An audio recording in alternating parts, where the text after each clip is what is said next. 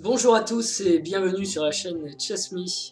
Aujourd'hui, troisième volet pardon, de notre série sur l'entraînement et la conception d'un plan d'entraînement. Existe-t-il un plan d'entraînement type? Alors c'est une question qu'on se pose souvent parce que ce serait quand même sympathique d'avoir un plan d'entraînement un petit peu bateau, on va dire, qu'on peut adapter à toutes les sauces. Et donc, c'est vrai pour les échecs, c'est vrai aussi pour les autres domaines, la question du plan type se pose souvent. On veut courir un marathon, on va chercher un plan type, on veut faire une course à vélo dans les Dolomites, on va chercher un plan d'entraînement type, idem pour la natation, pour un triathlon, pour n'importe quoi. On cherche toujours des plans types, parce que c'est facile, parce que ça peut s'adapter, mais est-ce que c'est vraiment efficace? Et dans un domaine aussi poussé que les échecs, donc qui est très psychologique, la question est encore plus pertinente que dans un domaine physique où finalement l'adaptation d'un muscle est quand même quelque chose de relativement mécanique et biomécanique, chimique également, mais peu importe en tout cas. Ce qui est intéressant pour les échecs, c'est de savoir si un plan type peut porter des fruits ou non. Alors je vous le rappelle, dans cette série, on a vu comment créer son plan d'entraînement, c'était le premier volet, et je vous invite, pour ceux qui ne l'ont pas vu, à aller revoir les deux premiers volets de coaching, notamment le premier, donc comment créer son plan d'entraînement, le second qui était comment atteindre son objectif, donc en définissant des objectifs intermédiaires, en contrôlant l'exécution et la réalisation de ces objectifs intermédiaires pour réajuster en permanence le plan et les objectifs, de sorte à ne jamais être dans l'échec, à toujours être dans la progression et à ne pas perdre de temps inutilement. Donc pour ce qui est du plan type, on va voir aujourd'hui s'il en existe un. Donc ce troisième volet, encore une fois, comme le second, sera assez court. Et il ouvrira la porte au suivant, quatrième volet. Je pense que je vais en faire 5-6. Je vous dirai après quels sont les suivants. Donc existe-t-il un plan d'entraînement type? Et évidemment, quand j'appuie sur les boutons, rien ne se passe. Voilà. Alors, qu'est-ce que c'est que cette petite image? Je ne sais pas si ça vous évoque quelque chose, si ça vous rappelle votre enfance. C'est évidemment le jeu des 7 différences. Il y a des différences sur les différentes représentations de ce petit chien. Et tout ça pour vous dire quoi? Vous vous en doutez, d'ailleurs j'enfonce ici des portes ouvertes, mais ça va toujours mieux en le disant, parce que vous vous doutez tous que le plan type c'est pas non plus la panacée. Mais il faut se poser des questions. Il est important dans la vie de ne jamais avoir de certitude, qu'il s'agisse des échecs ou d'autres choses. Il faut toujours douter, il faut toujours s'interroger. Parce qu'on a tendance à penser ce qu'on nous a appris, ce qu'on a entendu depuis notre enfance. On pense que les choses sont possibles ou impossibles, on pense qu'elles sont bien ou mal, mais on ne s'interroge jamais vraiment profondément sur leur sens et sur ce qu'elles sont. Il en va de même pour plein de choses, et pour le plan d'entraînement, le progrès, les objectifs, c'est la même chose. Il faut se poser des questions, casser les modèles et se lancer. Donc le plan type, est-ce que ça a du sens d'avoir un plan d'entraînement type?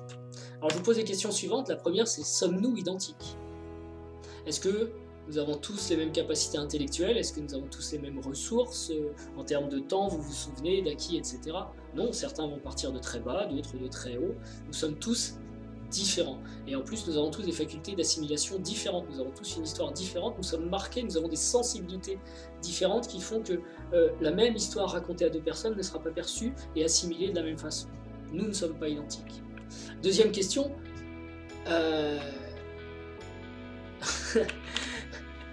Poursuivons-nous tous le même objectif? Alors, je rigole ici et je vais faire une petite pause. Voilà, il y a un effet spécial. Poursuivons-nous tous le même objectif? C'est une question importante aussi. Non, bien évidemment. Nous ne sommes pas identiques et nous ne poursuivons pas le même objectif. Donc déjà, on comprend que deux personnes différentes qui ne veulent pas atteindre le même résultat ne peuvent pas s'entraîner de la même façon. Ou alors ce serait quand même très étrange qu'ils parviennent, en étant différents, à obtenir des résultats différents, s'entraînant exactement de la même façon. La troisième question à se poser, et vous vous souvenez d'ailleurs, hein, je l'ai dit tout à l'heure, je viens de le répéter, quand on a vu comment créer son plan d'entraînement, ce qui est important, ce sont les ressources dont on dispose. Par ressources, j'entends évidemment les capacités intellectuelles, les matériels pour travailler, le temps dont on dispose, tout ça contribue aux ressources. Ce n'est pas uniquement l'argent, les ressources ici en matière de progrès il faut le comprendre aussi comme capacité, comme potentiel. Nous n'avons pas tous les mêmes ressources. Nos ressources, c'est notre énergie, notre intelligence, le temps, etc. Donc certains vont être capables d'apprendre très très vite des choses très compliquées ou d'assimiler très facilement des séances très complexes ou très difficiles pour le sport dans l'entraînement, et d'autres vont avoir besoin de plus de récupération pour l'assimilation. Donc leur plan d'entraînement sera peut-être bien différent parce qu'il faudra plus de récupération justement, il faudra le temps de s'adapter, de surcompenser pour être capable ensuite de franchir des paliers et d'avancer. Donc puisque nous sommes en mesure de nous poser ces 3 questions, nous connaissons évidemment la réponse. Le plan d'entraînement est personnel par définition.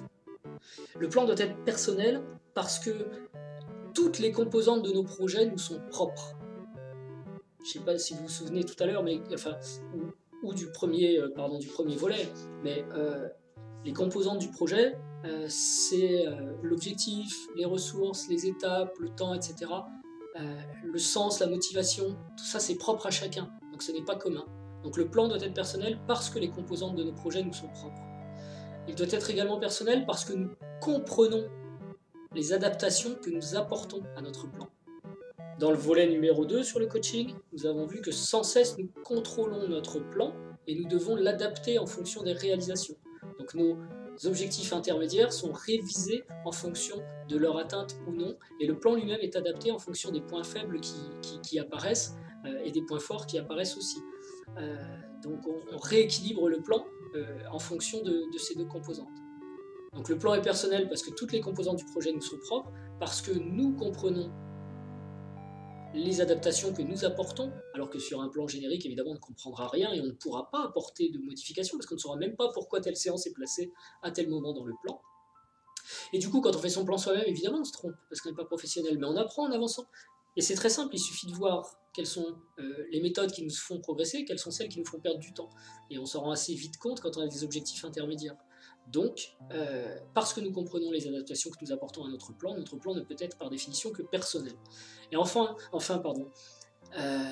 le plan doit être personnel parce que comprendre ce qu'on fait, pourquoi on le fait justement, quand vous êtes dans une séance d'entraînement, l'avoir inventé soi-même, l'avoir placé soi-même à cet endroit dans notre plan d'entraînement, c'est comprendre ce qu'elle y fait, et c'est augmenter notre motivation. Je suis en train de travailler, mais je sais pourquoi, et je sais exactement dans quel but je fais cette séance.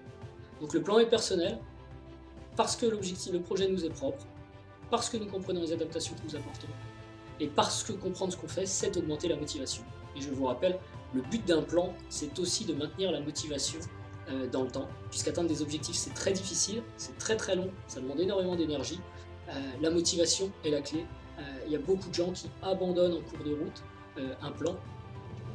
Pour pouvoir le tenir, il faut aussi être capable de maintenir la motivation.